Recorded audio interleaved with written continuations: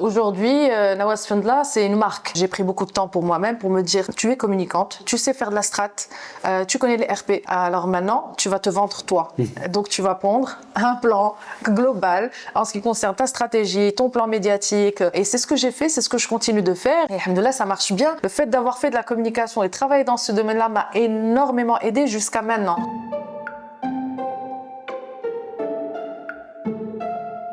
Bonsoir Nawal, bienvenue à Comsup. Bonsoir Thomas, merci pour l'invitation. Avec grand plaisir. On ne s'est pas vu depuis 10 ans. Je te retrouve au pied de l'Everest. Alors, il y a beaucoup de gens qui aiment la montagne, mais de là à en faire un métier, une activité à plein temps. Aujourd'hui, c'est à plein temps. Pour être complètement honnête, quand j'ai commencé, j'étais toujours chez Zone Bleue DDB. Il faut savoir que quand on commence un travail à responsabilité, il n'y a pas de vacances. Donc déjà, j'ai commencé par appliquer mes compétences en communication. J'ai négocié, j'ai convaincu le directeur général pour que je puisse justement avoir l'opportunité de partir. Et ça a marché. Donc j'ai fait le Kilimandjaro. J'avais débuté 3 semaines avant avec le Tsoubral et ça a été la consécration. Ça m'a fait voir une autre facette de moi-même, un dépassement de soi incroyable. Je ne me suis pas reconnue. Ça peut paraître péjoratif dit comme ça, mais loin de là, à tel point que j'étais très émue une fois arrivée au sommet parce que j'ai vu à quel point je me suis battue. J'ai repoussé les limites, même si mon corps me disait arrête-toi, je n'en peux plus. Mon cœur me disait je vais te lâcher, mais j'ai repoussé mes limites et je me suis dit mais en fait, c'est ça les vrais challenges que je cherche. Je pense que c'est le moment pour moi de me focaliser sur mon évolution personnelle et en même temps profiter de mes acquis en communication, que ce soit dans mes études, que ce soit aussi en entreprise. Et ça m'a beaucoup aidé. D'ailleurs, donc comme je l'ai précisé, je suis partie 3 semaines après au Kilimandjaro où j'ai représenté Zone Bleue DDB. Toute l'équipe était très fière de moi. On les salue, c'est des partenaires. Oui. D'ailleurs, Amil Laraki, le directeur général, aujourd'hui, je suis toujours en contact avec lui. C'est une personne que je respecte énormément de par son parcours, mais aussi la personne qu'il est. Et aujourd'hui, on est toujours en contact. Et ben aujourd'hui, il fait des ascensions. Et à chaque fois, il m'en parle. Donc voilà. Et donc malheureusement par la suite, après le Kilimandjaro, ça y est, mon esprit a bifurqué vers les ascensions, les montagnes et ce que ça pouvait apporter, parce que j'avais fait beaucoup de recherches, c'est étant de nature très curieuse. Et puis donc en fait ma productivité a commencé à baisser. Et dans le domaine de la communication, la baisse de productivité, ça ne va pas. Alors la productivité, elle a baissé d'un côté, mais elle a beaucoup augmenté de l'autre en termes de com, parce que moi je t'ai suivi sur les réseaux, dans les médias, tu as été très présente, on peut dire que même que tu as fait un vrai boulot RP pour toi. Est-ce que c'est un plus cette casquette de communicante? Parce que j'imagine que c'est pas tous les alpinistes qui arrivent à avoir des belles interviews. J'ai vu passer National Geographic, j'ai vu passer des grands médias, et puis j'ai vu aussi ta com qui est très pro. Alors est-ce que c'est un atout d'être une communicante quand on est dans une aventurière? Ah mais complètement, et je peux même te dire que si je n'avais pas cette casquette de communicante, j'aurais eu un petit peu plus de difficultés parce que bon, les alpinistes, il y en a partout dans le monde et même en analysant ce qu'ils font, c'est clair qu'on voit qu'il y a une grosse différence entre quelqu'un qui a fait de la communication, qui maîtrise certaines techniques, ou quelqu'un qui vient d'un autre milieu et il essaie de chercher comme il peut vendre son produit.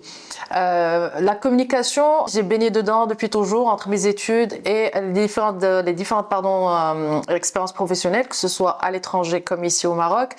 Et pour moi, c'était très simple. Le fait de laisser tomber ma carrière, mettre entre parenthèses ma carrière professionnelle pour pouvoir me consacrer à une passion à 100% et en faire un métier par la suite.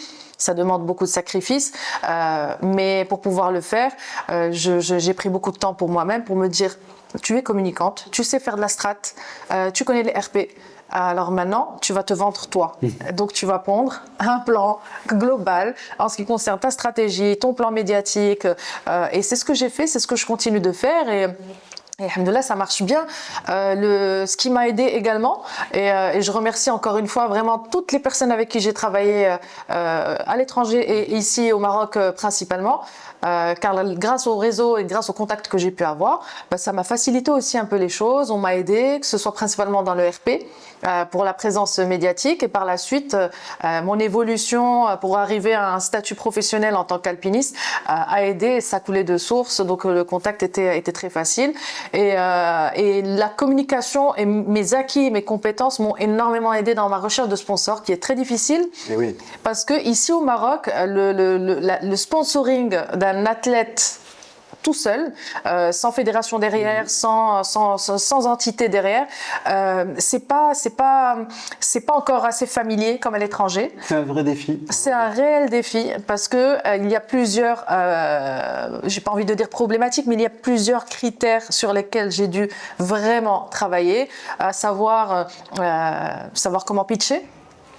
Déjà, avant de pitcher, il faut analyser le marché de cette marque-là, le potentiel sponsor, voir quelle est sa position par rapport au sponsoring.